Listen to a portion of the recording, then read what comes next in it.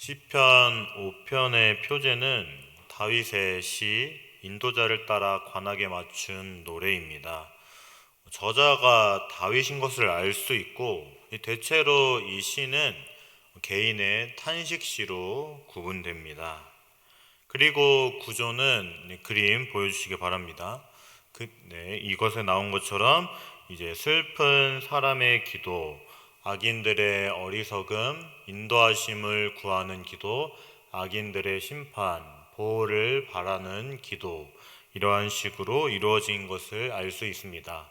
여기서 이제 A, B, C, B 다시 A 다시 이런 식으로 구조가 된 것을 볼 수 있는데, 이것은 히브리 시의 구조 중에 교차 대꾸법이라는 것입니다.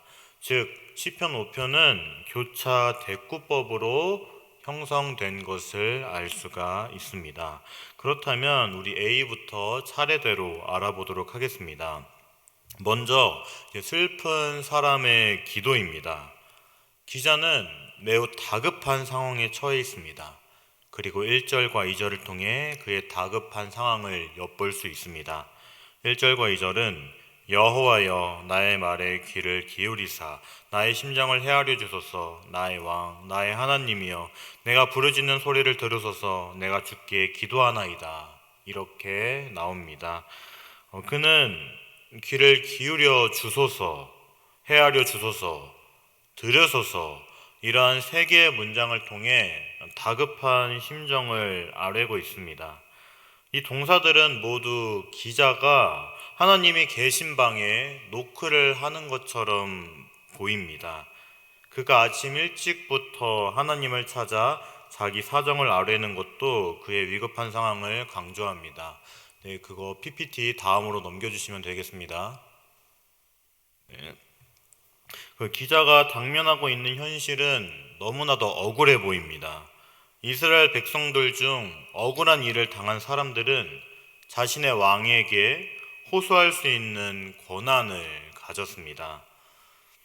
그래서 다윗은 지금 그의 왕이신 하나님께 호소하고 있으며 하나님을 나의 왕, 나의 하나님이라고 고백합니다. 그리고 다윗은 자기가 처한 상황에 대하여 하나님께 기도하고 주님을 바랍니다. 바라다는 간절한 사모함을 내포하는 단어입니다. 그러므로 기자가 어떻게 하나님을 전적으로 의지하고 있는가를 암시하고 있습니다. 그리고 4절에서 5절은 주는 죄악을 기뻐하는 신이 아니시니 악이 주와 함께 머물지 못하며 오만한 자들이 주의 목전에 서지 못하리이다. 주는 모든 행악자를 미워하시며, 이렇게 나옵니다. 다윗은 하나님의 모든 악인들과 그들의 행위를 미워하시기에 악인은 하나님 앞에 설 수 없다고 확신합니다. 악인의 기준과 방식으로 살아가는 사람은 결코 하나님께 나올 수 없습니다. 그러므로 다윗이 하나님 앞에 설 수 있다는 사실 그 자체가 그의 결백을 증명하는 것입니다. 그리고 다윗은 하나님 앞에 설 수 없는 악인을 여러 가지로 부릅니다. 첫째는 오만한 자들입니다. 이들은 자신의 힘에 의존하는 사람이거나 하나님 외에 다른 신을 숭배하는 자들입니다. 그리고 둘째는 행악자, 즉 악을 행하는 자들입니다. 시편에서 가장 흔히 사용되는 악인에 대한 호칭입니다. 이 단어는 악인들의 행동 혹은 실천을 강조하고 있습니다. 셋째는 거짓말하는 자들입니다. 이 사람들의 삶 자체가 거짓으로 가득하며 거짓을 말하는 것을 전혀 꺼리지 않는다는 것입니다. 입으로 죄를 짓는 사람들입니다. 그리고 넷째는 피 흘리기를 즐거워하는 자들입니다. 폭력을 사용하여 남의 피를 흘리는 자들입니다. 물론 이러한 사람들을 살인자라고 볼 수 있겠지만 단순히 이 말씀은 이 살인의 범주에만 갇히지 않습니다. 무책임한 행동과 말을 통해서 남을 죽음에 치닫게 하는 사람들도 포함됩니다. 그리고 다섯째는 속이는 자들입니다. 이러한 사람들은 잔꾀와 속임수로 남에게 사기를 칩니다. 이 악인들은 하나님 앞에 설 수 없을 뿐만 아니라 하나님이 미워하고 싫어하십니다. 하나님은 단순히 악과 악인을 만나기를 거부하시는 일로 그들에게 간접적인 심판을 내리는 것이 아닙니다. 하나님은 노골적으로 그들을 미워하시고 그들에게 직접적인 심판을 행하십니다. 다윗은 이 앞부분에서 악인은 하나님 앞에 결코 서지 못한다는 것을 이야기한 바가 있습니다. 그렇다면 그는 자기 의로움으로 하나님 앞에 설 수 있다고 생각하는 것입니까? 7절에서 8절은 오직 나는 주의 풍성한 사랑을 힘입어 주의 집에 들어가 주를 경외함으로 성전을 향하여 예배하리이다. 여호와여, 나의 원수들로 말미암아 주의 의로 나를 인도하시고 주의 길을 내 목전에 곧게 하소서. 이렇게 나옵니다. 그는 자신이 하나님 앞에 설 수 있는 것은 전적으로 하나님의 풍성한 사랑, 그 크신 은혜 때문이라고 고백합니다. 그리고 이 사랑에 사용된 히브리어는 바로 헤세드입니다. 헤세드는 언약으로 맺어진 관계를 바탕으로 의미가 형성된 단어입니다. 하나님이 이스라엘에게 베푸시는 은혜와 사랑과 용서와 자비, 이 모든 것이 언약의 신실성을 보여주며, 그리고 이 단어가 헤세드입니다. 자신의 의가 아니라 하나님의 은혜로 여호와의 집에 오게 되었으니 그는 하나님 앞에 경외함으로 엎드릴 수밖에 없었습니다. 다윗은 이 하나님과 교제할 수 있는 것이 하나님의 은혜 때문이라는 것을 강조하고 있습니다. 이렇게 다윗은 하나님의 은혜를 경험한 사람답게 담대하게 기도합니다.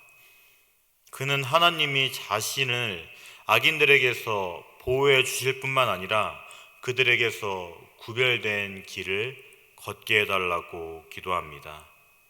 그리고 다윗은 4절에서 6절까지 말씀을 통해 악인들은 결코 거룩하신 하나님 앞에 설 수 없다고 말한 바 있었습니다. 그리고 9절에서 10절은 그들의 입에 신실함이 없고 그들의 심중이 심히 악하며 그들의 목구멍은 열린 무덤 같고 그들의 혀로는 아첨하나이다. 하나님이여 그들을 정죄하사 자기 꾀에 빠지게 하시고 그 많은 허물로 말미암아 그들을 쫓아내소서. 그들이 주를 배역함이니이다. 이렇게 말합니다. 이번에는 그들을 신실함이 없는 자들, 심중이 심히 악한 자들, 목구멍이 열린 무덤 같은 자들, 아첨하는 자들이라고 이야기합니다. 다윗은 하나님께 이 악인들이 스스로 자기의 죄에 빠지게 해달라고 말합니다. 그들이 악을 심었으니 심은 대로 거두게 하시고 악한 꾀로 남들을 괴롭혔으니 그들이 자기 꾀로 인해 멸망했으면 좋겠다고 이야기하는 것입니다. 또한 그는 하나님께 악인들을 모두 쫓아내달라고 간구합니다. 저자는 이미 악인들이 하나님 앞에 설 수 없다고 단언했습니다. 그렇다면 어디서 이 악인들을 쫓아내달라고 이야기하는 것입니까? 바로 언약 공동체에서 쫓아내달라고 이야기하는 것입니다. 주의 백성 공동체에 발을 붙이지 못하게 해달라고 간구하는 것입니다. 의인이 이러한 기도를 드릴 수 있는 것은 하나님은 악인들을 인정하지 않으며 그들과 상종하지 않으시는 분이라는 그 믿음과 확신 때문입니다. 그리고 11절과 12절은 그러나 주께 피하는 모든 사람은 다 기뻐하며 주의 보호로 말미암아 영원히 기뻐 외치고 주의 이름을 사랑하는 자들은 주를 즐거워하리이다. 여호와여, 주는 의인에게 복을 주시고 방패로함 같이 은혜로 그를 호위하시리이다. 이렇게 말을 합니다. 다윗은 주께 피하는 모든 사람들에게 주님의 보호를 축복으로 내려달라는 간구로 이 시를 마무리합니다. 하나님의 보호는 지체할 수 없는 기쁨의 근원입니다.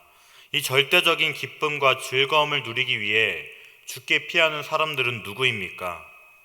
바로 주의 이름을 사랑하는 자들, 즉 의인입니다. 악인들은 하나님을 거역하는 반면 이 사람들은 하나님을 사랑합니다. 또한 하나님의 뜻에 맞게 바르게 살아갑니다. 그리고 다윗은 하나님의 의인들을 보호해 주실 것을 기도합니다. 하나님의 의로우심은 이 땅에서 의롭게 사는 사람들을 보호하시는 일을 전제하기 때문입니다.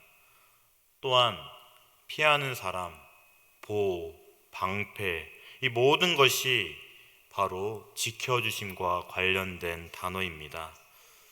다윗은 1절에서 아주 다급한 상황에서 시를 시작했습니다. 이제 그는 하나님의 보호하심을 확신하고 있습니다. 무엇이 그에게 이러한 확신을 준 것입니까? 바로 하나님이 어떠한 분인지에 대한 확실한 인식 때문이었습니다. 하나님은 악을 미워하는 분입니다. 그를 괴롭히는 원수들이 악하다는 사실이 정말 중요한 위로가 된다는 것입니다. 왜냐하면 하나님이 악한 원수들을 내버려 두지 않을 것을 믿었기 때문입니다. 또한 하나님은 자신의 자녀들의 기도를 들어주신다는 것이 다윗의 확신이자 고백이었습니다. 다윗은 자신이 하나님의 은혜를 입어서 하나님과의 관계가 확실하기에 주님의 은혜를 기대할 수 있다. 자신의 기도를 들어주실 것이다. 하나님이 나를 사랑하신다. 이 모든 것을 확신할 수 있었던 것입니다. 하나님은 주님께 피하는 사람들을 결코 박대하지 않으실 것을 정말로 확신했던 것이었습니다. 그렇다면 여러분들에게 하나님은 어떠한 분이십니까? 자기 백성을 사랑하는 분입니까? 아니면 자기 백성에게 아무런 관심도 없는 분입니까? 하나님은 지금도 여러분들과 함께 하시며 여러분들의 머리카락 개수도 알고 계실 만큼 여러분들을 사랑하십니다. 그렇다면 하나님은 어떠한 분이십니까? 악을 가만히 보고만 있을 분이십니까? 아니면 심판과 공의가 있는 분이십니까? 사랑하는 여러분, 오늘 말씀에 나타난 다윗의 고백은 하나님이 어떠한 분인지를 알고 그것을 확신했기 때문에 할 수 있었던 고백이었습니다. 그렇다면 우리도 하나님이 어떠한 분인지 알고 있지 않습니까? 하나님은 우리를 사랑하는 분, 우리를 사랑했기에 그의 아들을 보내신 분, 그의 독생자 예수 그리스도를 십자가에 못 박게 하신 분입니다. 그리고 또한 공의로 이 세상을 다스리시는 분입니다. 우리 또한 이 사실을 알고 있지 않습니까? 그렇다면 오늘 말씀에 나타난 다윗의 고백, 이 고백이 우리의 고백이 될 수 있습니다. 어려움 가운데 있으십니까? 여러분들을 괴롭히는 원수가 있으십니까? 하나님을 바라보시기 바랍니다. 하나님이 어떠한 분인지를 확신하시기 바랍니다. 하나님께서는 여러분들의 눈물과 아픔과 고난과 역경, 이 모든 것을 알고 계신 분이십니다. 하나님은 여러분들의 목소리를 외면치 않으시는 분이십니다. 여러분들이 하나님께 기도한다면, 하나님께 간구한다면 하나님은 여러분들을 위해 역사할 것입니다. 물론 지금 또한 하나님은 여러분들을 위해 일하고 계십니다. 사랑하는 여러분, 이 사실을 굳게 믿으시기 바랍니다. 그래서 사랑과 공의의 하나님을 붙들고 의지하는 여러분들이 되기를 주님의 이름으로 간절히 소망합니다. 이 시간 말씀을 기억하며 기도하겠습니다. 첫 번째, 언제나 우리를 보호하시는 하나님의 사랑을 기억하며 하나님께 나아가게 하소서. 두 번째, 언제나 악인을 심판하시는 하나님의 공의를 기억하며 하나님께 나아가게 하소서. 이러한 기도 제목으로 다 함께 기도하겠습니다.